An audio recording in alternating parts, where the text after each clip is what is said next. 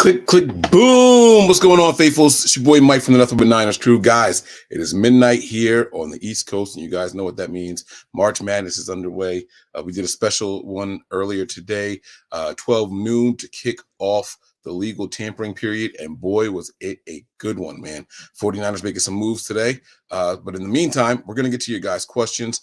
15 minutes, no holds bars. Let's let them rip. We're going to get right to it, all right? Thank you all for being in here. Thank you all for your continued support. You guys are absolutely phenomenal. So let's see what we got. All right, Danny Albright's the first one on deck tonight, man. What's going on, Danny? I think this is your first time this series getting first man in. I like that, Danny. I think this is the first one. Says here, what position don't we draft?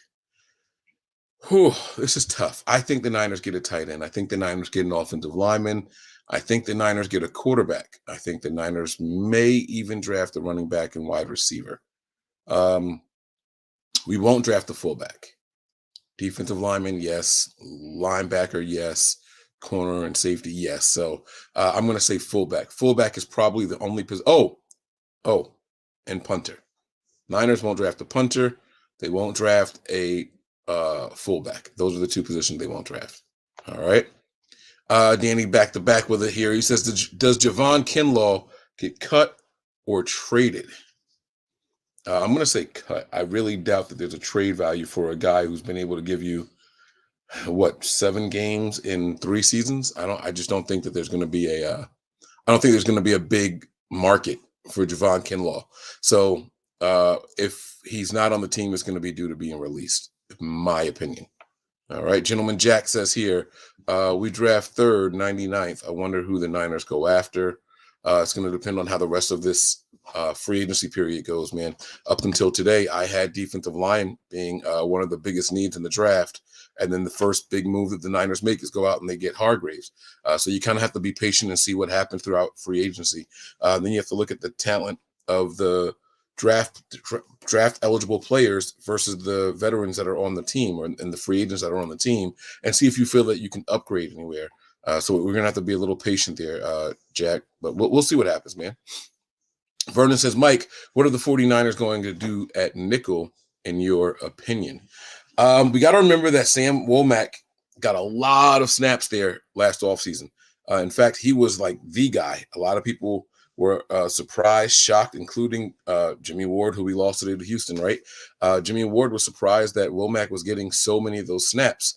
And then Demo was getting snaps there as well. And Tariq Castro-Fields getting snaps there as well. Everyone except Jimmy Ward.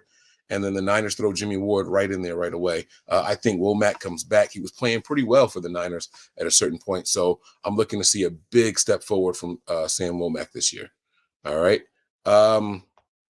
DJ Malone, finally, man, what's going on? Good to see you, bro. Says, hey, faithful, how's it going? All is well. He says, what do y'all have for dinner? What did I have for dinner? I had a slice of pizza tonight, sausage, a thin crust sausage with onions, and then I also had what was the other thing I had from the pizza place? Because I had one slice. Oh, a cheesesteak, which had really, really soft bread, so it was actually pretty good.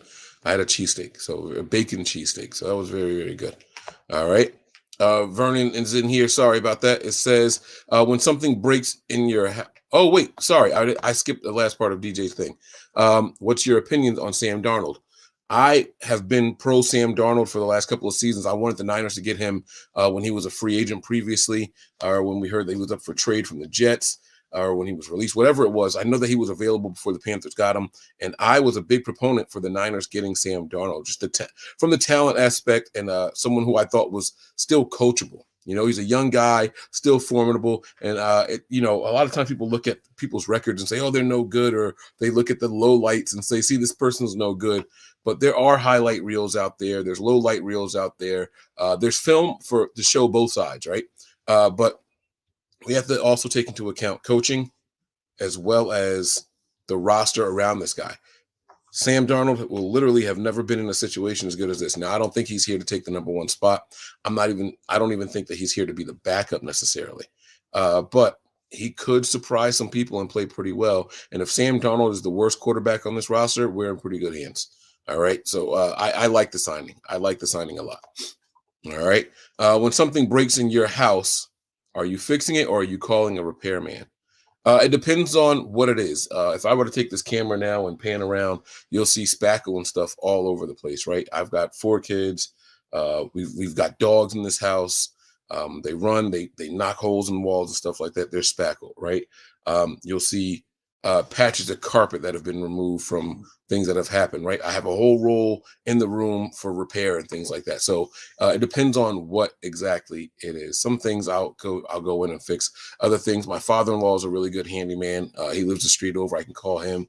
And then there's some things that we call professionals for. It depends on what it is and how much time we have. We redid the bathroom upstairs, and that was me and my dad. Hands on. We went and did what we had to do. So it just depends on what it is.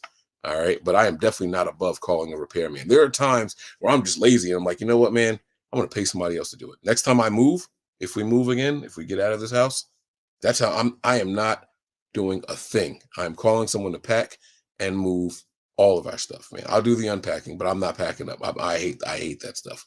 I hate it. All right. And me and Pineapple says on paper with this D line, how many sacks could they get in this season? I don't think much is going to change. I honestly don't. Um, I think the 49ers finished the season somewhere around 45 to 50 sacks again. And that's pretty sad considering Bosa had damn near 20 on his own, right? But um, I don't know. We'll have to see how much people stay healthy. It's one thing to go out there and get a big name and a guy like Hargraves who had 11 sacks last season, right? But stats don't travel with players. That's one thing that we have to remember. Wide receivers go from one team to another. And everyone says, "Oh my God, he's the best wide receiver." He was the best wide receiver in that system with that quarterback throwing the ball to him. Stats don't leave and go with players when they go to a different team. Now, Hargrave didn't play next to anybody as dominant as Nick Bosa, but on the flip side, he played next to a very good complementary cast of people all around him. And so these guys were in favorable one-on-ones. These guys got out to early leads often, forcing teams to pass.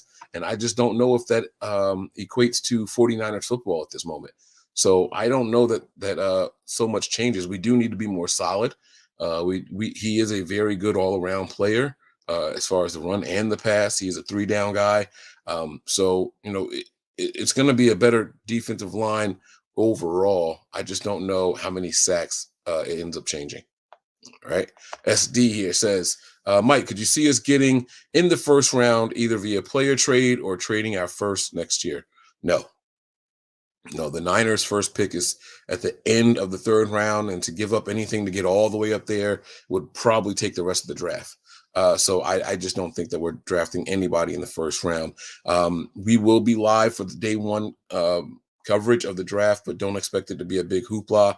I'll be probably here at home, just watching things unfold.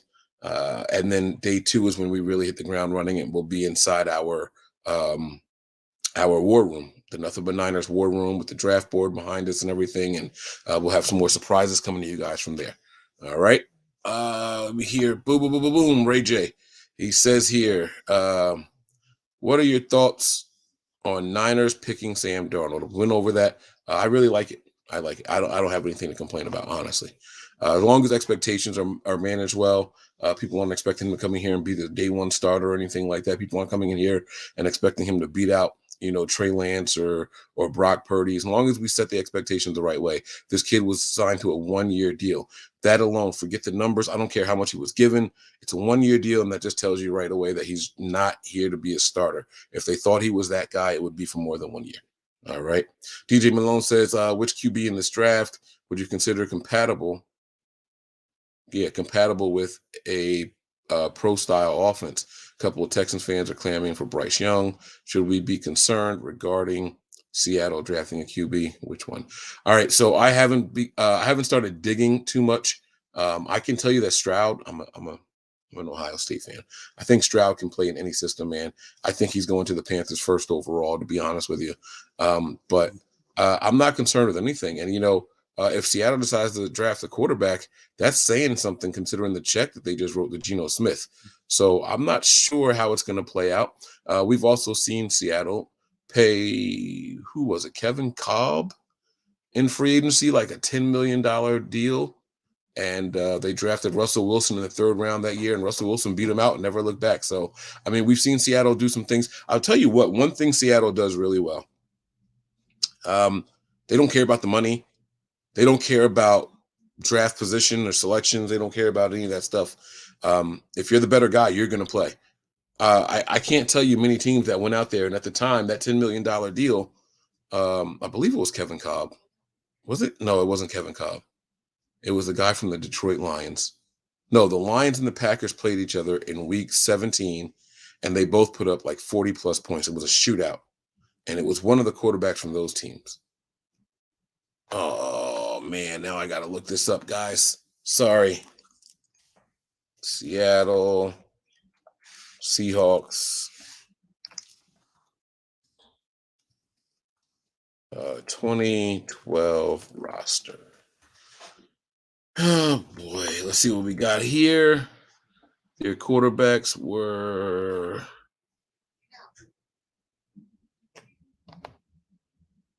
position. Matt Flynn. That's the guy's name. It was freaking Matt Flynn. That's who it was. It was not Kevin Cobb, but again, a backup, right? He was a career backup in Green Bay. Then he goes out in that one game and he throws like 5 or 6 touchdown passes. They give him $10 million guaranteed, and he loses that job with 3rd round pick in Russell Wilson. If there's going to be concern about anything for Seattle drafting players, that they're going to really put the best guys out there. It doesn't matter how old, how young they are, or anything like that. But I wouldn't be concerned at all. All right. Let me see here. DJ Malone says, also, is Seattle the only team in division that we have to worry about? Absolutely not. Absolutely not. No. You have to worry about all of your division opponents, I can't tell you how many times I've watched games and felt like the Cardinals should lose, but the opponent just laid an egg that game, right? You got to worry about all your division opponents. I think people are writing off the Rams. I honestly think that Lamar Jackson's going to the Rams. I can't tell you why. But I think that they're clearing out a lot of cap space, and Lamar Jackson's going to be a sleeper in LA for the Rams. So that's going to change everything over there. Sean McVay gets his hands on a guy like that. Sean McVay is not a guy that is going to say my system is bigger than the players. He is not that guy. And he will put Lamar Jackson in the best position to win. And so that's something that I am a little worried about. Seattle's always going to have a decent defense and a good run game. They'll make it work. They'll manufacture some stuff. They trust in Geno, the highest passing completion percentage. So you got to worry about that. And you got Kyler Murray with a new offense. We have no idea what to expect from them with a new coaching staff. I'm worried about everybody right now.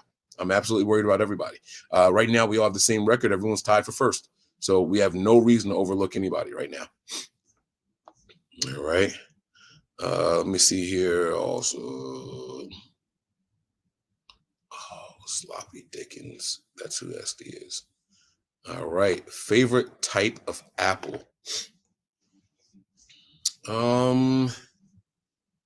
My brain is saying Granny Smith, but I don't always want that tart taste. I'll go with the Golden Delicious. So interesting question though.